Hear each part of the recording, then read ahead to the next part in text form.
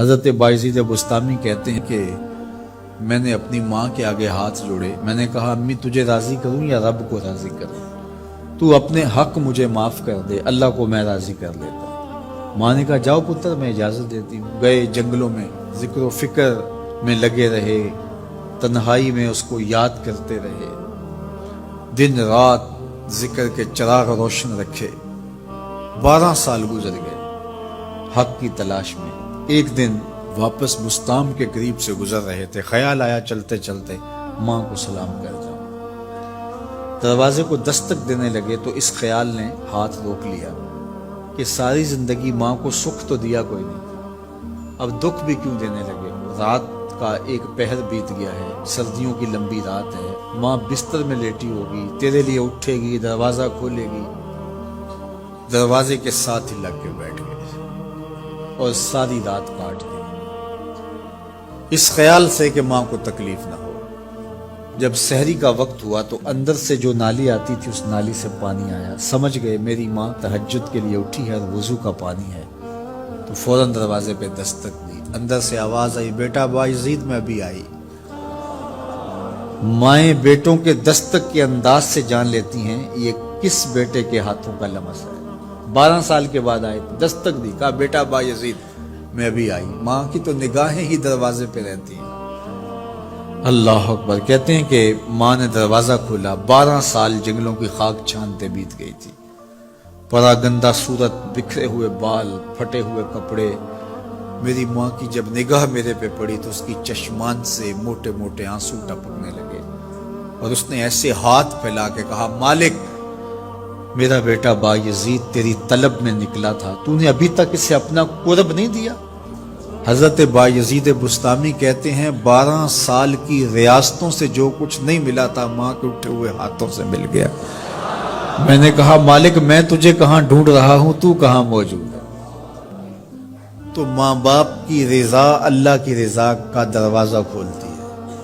جن لوگوں کے ماں باپ ناراض ہیں اور وہ جا کے پیر صاحب کی خدمت کرتے ہیں اور میاں ماں کے قدم چومو، باپ کی ٹانگیں دباؤ، ان کی خدمت کرو، تمہارے پہلے مرشد وہ ہیں، ان کو راضی کرو، پھر کسی شیخ کامل کی صحبت میں آنا، دیکھو کیسے دل کی بند کھڑکیاں کھلتی ہیں۔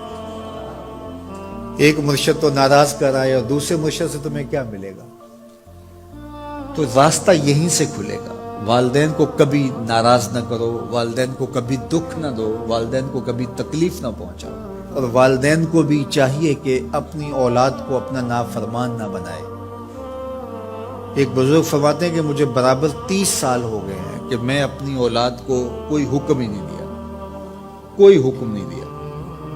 کوئی چیز مجھے چاہیے بھی ہوتی ہے تو میں بصیغہ امر نہیں کہتا، بلکہ ایسے ہی بات کرتا ہوں۔ پانی چاہیے تو یہ نہیں کہتا بیٹا پانی لے کر آؤ، میں ویسے ہی کہتا ہوں پیاس لگی ہوئی ہے، تو اگر وہ سمجھ جائے اور وہ خود لے آئے تو اچھی بات ہے، لیکن اگر وہ نہ لائے تو میں نے اس کو حکم ہی نہیں دیا، امر ہی نہیں کیا، تو اس امر کی مخالفت ہی لازم نہیں آئے گی۔ تو کہا 30 سال برابر گزر گئے ہیں، میں نے اپنی اولاد کو حکم نہیں دیا کہ کہیں وہ میری نافرمان نہ ہو جائے، کیونکہ اگر وہ نافرمان ہو گئی پلے کچھ نہیں رہے گا۔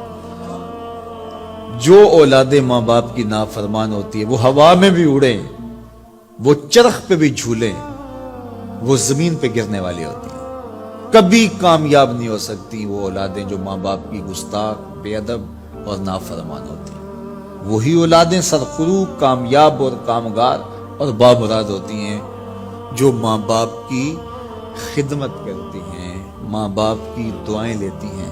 وہ ایک بچہ ماں باپ کے پاؤں دبا رہا تھا، تو ایک بچہ ایک بر اعظم میں، دوسرا دوسرے بر اعظم میں، تیسرا تیسرے بر اعظم میں بڑے بڑے کاروبار کر رہا تھا۔ تو کوئی اس کا دوست ملنے آیا، اس نے کہا کہ اس نکمے کو بھی کہیں بھیج دو، فلاں جو ہے وہ یورپ میں ہے، فلاں امریکہ میں ہے، وہاں اتنی بڑی کمپنی اس نے کھولی ہوئی ہے، اس نکمے کو یہاں بٹھایا، اس کو بھیج دو، یہ تو نکمہ کسی کام کا نہیں۔ کہا یہ نکمہ ہی تو میرے کام آ رہا ہے، کہ نکمہ ہی تو میرے کام آ رہا ہے۔ تو اولاد خوش نصیب ہے کہ اپنے ماں باپ کی خدمت کرے اور ان کے ساتھ حسن سلوک کرے۔